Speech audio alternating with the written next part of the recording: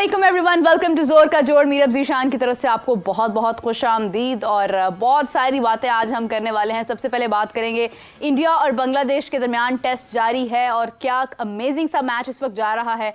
कल सबसे पहले कुछ विकेट्स गिरी, उसके बाद एक पार्टनरशिप लगी रविंद्र जडेजा की और दूसरी जानिब जो है वो रविचंद्र अश्विन की, जिन्होंने अपनी सेंचुरी मुकम्मल की, 113 रन बनाए और एक अच्छा खासा एक मार्जिन, एक स्कोर ऑन बोर्ड बनाने के बाद जो है वो फिलहाल मैच को स्टॉप किया गया और उसके बाद आगे कंटिन्यू किया गया मजीद मैच। तो उसके बाद विकेट्स गिरी और तकरीबन 376 रन्स का जो टारगेट है वो इंडिया ने बांग्लादेश को दिया है। बांग्लादेश अभी फिलहाल 125 रन्स बनाने में कामयाब हुआ और 8 विकेट्स अपनी गंवा दी हैं। तो कह सकते हैं कि इंडिया अगर इसी पेस के साथ जाता है तो कहीं ना कहीं तकरीबन 150 रन्स की जो लीड है वो मिल सकती है या फिर 140 रन्स की लीड जो है वो मिल सकती है। हमें ज्वाइन किया इसी के साथ नाज़रीन हाफिज़ इमरान साहब, आप सबकी जान क्रिकेट की शान। अस्सलाम वालेकुम हाफिज़ साहब, कैसे हैं आप? बहुत शुक्रिया आपका जी।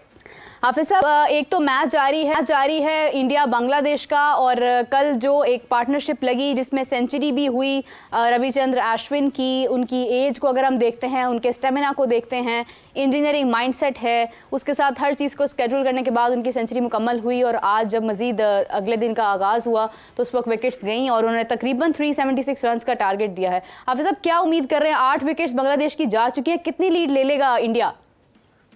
देखिए, बात क्या है कि पहले तो जो बैटिंग परफॉर्मेंसेस हैं आज मजमूई तौर पर इंडिया की 144 फॉर 6 से अगर आप 350 से ऊपर निकल जाते हैं तो इसका मतलब है कि बहुत शानदार अंदाज में कमबैक किया बैटर्स ने। खुसूस जडेजा और अश्विन की जो बैटिंग थी वो उनको मैच में वापस लेके आई। हाँ। और एक ऐसी जगह पर ले गए कि जहां पर वो पहली इनिंग्स में अपनी बॉलिंग ठीक करने के बाद एक अच्छी बड़ी लीड ले सकते हैं और फिर उन्होंने बॉलिंग अच्छी करके उस लीड की तरफ भी बढ़ रहे हैं। अभी तक आप देखते हैं तो खेल के मासिवाए इब्तदाई खेल का जो हिस्सा था जब बांग्लादेश ने बॉलिंग शुरू की और उन्होंने विकेटें ली इंडिया की 6, उसके बाद से लेकर तो अब तक इंडिया मैच में डोमिनेट कर रहा है। रविंद्र जडेजा और अश्विन की बैटिंग शुरू होने से लेकर अब तक, जबकि बांग्लादेश की भी 8 विकेटें गिर चुकी हैं, इस वक्त तक तो पूरे अंदाज से मैच में बरसी है इंडिया की और वो उसको कंट्रोल करके आगे बढ़ रहे हैं। अश्विन और जडेजा की जहाँ तक ताल्लुक इस चीज़ का है कि परफॉर्मेंसेज उनकी हैं, कोई शक नहीं है कि टेस्ट क्रिकेट के स्पेशलिस्ट माने जाते हैं अपने मैदानों पर भी और दुनिया से बाहर भी जहाँ भी उन्होंने क्रिकेट खेली है। मुख्तलिफ वक्तों में मुख्तलिफ मैचेज ऐसे रहे हैं जहाँ पर इंडिया को उनकी गेंद से, इंडिया को उनके बैट से जरूरत पेश आई तो उन्होंने डिलीवर किया अपनी टीम की जरूरत के मुताबिक और तवक्कुआत पर पूरा उतरते हुए मुश्किलात से निकाला। ये आसान नहीं होता कि जब आपके टॉप बैटर्स सारे के सारे आउट हो जाएं और सारी की सारी जिम्मेदारी निचले नंबरों पर खेलने वाले बल्लेबाजों पर हो और वो उसको रिस्पॉन्ड करें, उसको परफॉर्म करें। देखें जडेजा का बैटिंग ऑर्डर देखें कि किस नंबर पर बैटिंग कर रहे हैं और उनकी परफॉर्मेंस देखें। पाकिस्तान के लिए लगभग 7-8 साल से क्रिकेट खेलने वाले इफ्तिखार अहमद ने चंद रोज पहले ये कहा था कि वो टेल एंडर है। वो भाई मैं टेल एंडर हूँ, ठीक है, मैं ऑलराउंडर नहीं हूँ, मैं लोअर ऑर्डर हूँ, मैं मिडिल ऑर्डर नहीं हूँ।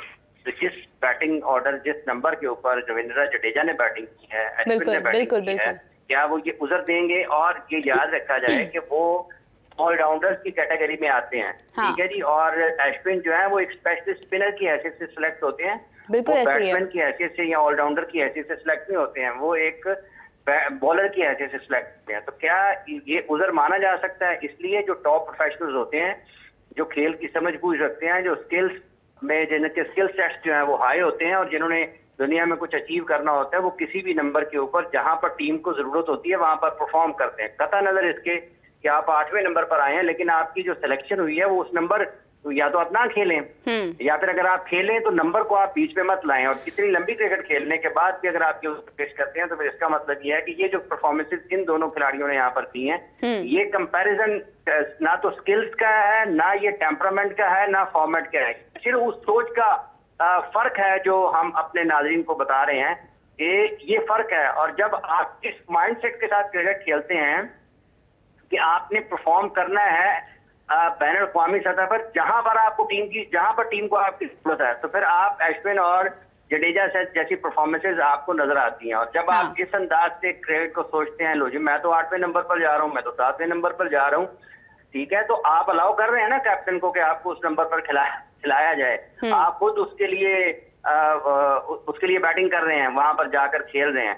तो ये एक फर्क है जिसको लोगों को सामने रखना चाहिए। और ये बुनियादी तौर पर जो सोच है खेल की, जो खेल की समझबूझ है, जो खेल को परखने का अंदाज है, वो मुख्तलिफ है। इसलिए इन दोनों की बैटिंग को देखते हुए और उसके बाद जैसे उन्होंने इनिंग्स खत्म करने के बाद बॉलर्स ने परफॉर्म किया है, यही बांग्लादेश की बॉलिंग थी जिसमें पाकिस्तान में जब खेल रहे थे तो पाकिस्तानी बल्लेबाजों के लिए मुश्किलात थी। मुश्किलात उन्होंने इंडिया के लिए भी की हैं। शुरू में उन्होंने आउट किया है, विराट को भी किया है, रोहित को भी किया है, जायसवाल को भी किया है, केएल को भी किया है, पंत को भी किया है, जायसवाल को भी किया है। उन्होंने उनकी विकेट हासिल की है। लेकिन जब मैच में कम बैक किया इंडिया ने, उसके बाद फिर उन्होंने अभी तक उनको वापस नहीं आने दिया। ठीक है जी, 350 से ऊपर वो निकले और उसके बाद जब वो बॉलिंग के लिए आए हैं तो 125 पे अभी तक मेरा ख्याल है कि वो 8 विकेट हासिल कर चुके हैं। इसमें भी सारे के सारी कंट्रीब्यूशन आपको नजर आती है, जितने भी बॉलर्स उनके बॉलिंग कर रहे हैं। और इसमें भी जितने बॉलर्स आप देखते हैं इंडिया के, वो स्पेशलिस्ट हैं। वो ऐसा नहीं है कि थोड़े से बॉलर हैं, थोड़े से बैट्समैन हैं, ऐसी नहीं है। ये जो टीम पूरी इंडिया की खेल रही है, 11 के 11 स्पेशलिस्ट हैं अपने काम में। जायसवाल एज ओपनर हैं, विराट कोहली एज बैटर हैं, रोहित शर्मा एज बैट्समैन है, बिल्कुल ऐसे ही रविचंद्रन अश्विन जो है वो एज ऑफ स्पिनर है, Jasprit Bumrah as fast bowler खेल रहे हैं।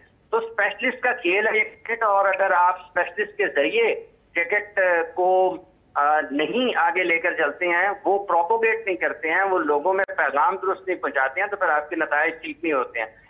बांग्लादेश के लिए खुशाइंद जरूर है कि उनके फास्ट बॉलर्स ने, बिलखुसूस हसन ने बड़ी शानदार गेंदबाजी का मुजाहरा किया।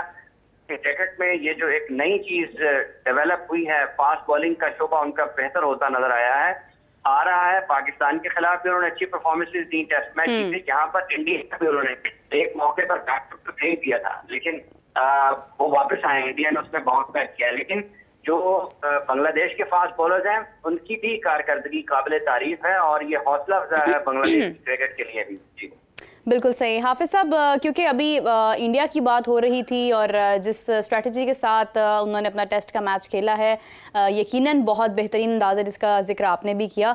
अगर हम बात करते हैं अभी, क्योंकि पाकिस्तान के अंदर एक तरफ चैंपियंस कप जारी है, दूसरी जानिब जो है वो वुमेन्स की T20 सीरीज़ भी जारी थी साउथ अफ्रीका के साथ, जो पाकिस्तान हार गया। आखिरी मैच जो है वो साउथ अफ्रीका ने विन किया और रन्स ऑन बोर्ड जो है वो हाफिज साहब बहुत ज़्यादा नहीं थे। मतलब क्या कहेंगे इस हार के बारे में जो पाकिस्तान को हुई है? अगरचे एक मैच हमने विन किया लेकिन हम सीरीज हार गए।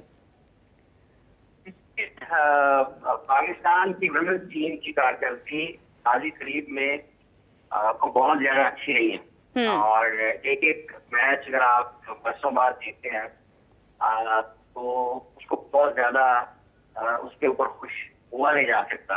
वेस्ट इंडीज में पाकिस्तान में जीत कर गया था, वेस्ट इंडीज में पाकिस्तान खेलने के लिए है और साउथ अफ्रीका ने जीत है। तो अगर तो मुतमईन नजर यह है कि हमने सिर्फ एक मैच जीत कर खुश हो जाना है तो फिर तो बहुत अच्छी बात है। लेकिन ये जो हर वक्त हारने के बाद कहना कि हम सीख रहे हैं, सीखने का अमल जो है वो तो सारी जिंदगी जारी रहता है इंसान का, बहुत से घोर तक जारी रहता है। लेकिन कहने की बात यह है कि जब आपके पास हर तरह के वसाइल और सहूलियात मौजूद हैं, तो फिर आप तसलसल के साथ जीत की तरफ क्यों नहीं जा रहे हैं?